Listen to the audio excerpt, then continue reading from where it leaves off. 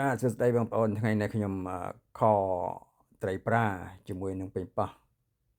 បាទរសជាតិខ្មែរយើងផ្អែមប្រៃអញ្ចឹងទៅបាទមុនដំបូងគឺខ្ញុំសម្អាតត្រីសិនខ្ញុំយកដែកដុសឆ្នាំងយកមកដុស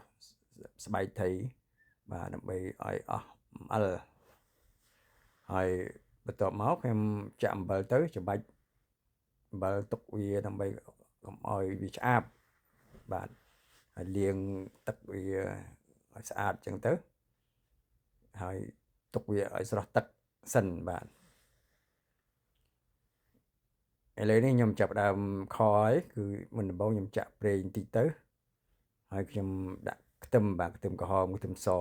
យកមកលីងវាដើម្បីឲ្យវាឈ្ងុយបាទខ្ទឹមក្រហមហើយនិងខ្ទឹមសយើងលីងវាឲ្យវាមកឈ្ងុយមករៀងឆ្អិនហ្នឹងទៅសិនទៅបាទបន្ទាប់មកខ្ញុំដាក់ស្ករបាទខ្ញុំមានស្ករផែនដំឲ្យវាបែកអញ្ចឹងមកដាក់ទៅអត់មានស្ករពាងស្ករត្នោតបាទស្ករផែនមិនដឹងជាស្ករស្អីទេបាទយកមកដាក់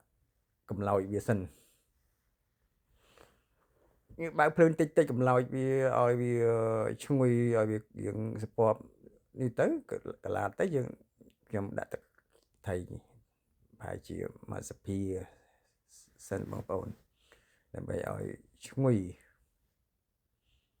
បាទបន្ទាប់ពីដាក់ទឹកត្រីមក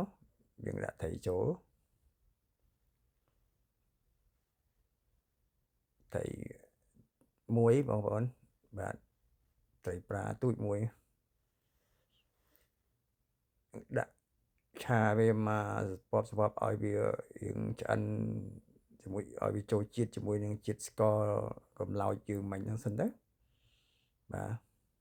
ទុកវាមកស្ទុះឲ្យវាចូលជាតិសិនបាទតែមកខ្ញុំដាក់ពីប៉ោះខ្ញុំមក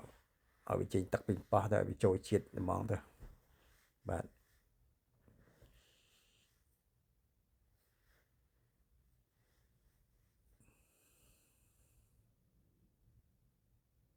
តែមកយើងទុកវាមកស្ទុះសិនទៅឲ្យវា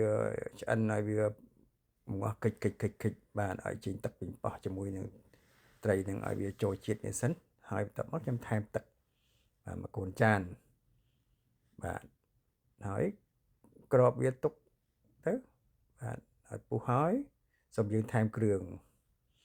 ដំបូងឡើយខ្ញុំដាក់ប៉េងចង2ស្លាបព្រា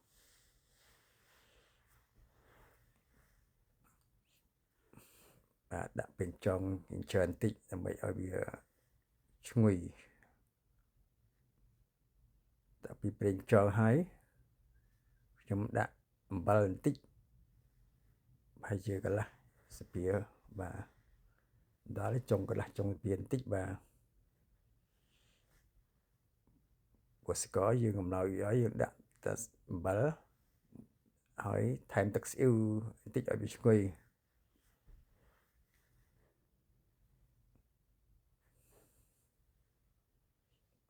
កុំភ្លេចប៊ីចេងបងប្អូនដាក់ប៊ីចេងមកកែរសជាតិ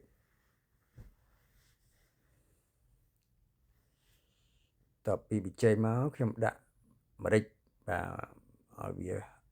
ឈ្ងុយផងហឹរផងបាទបើអត់ម្រេចអត់ឆ្ងាញ់ទេត្រីខដាក់ម្រេចច្រើនបន្តិច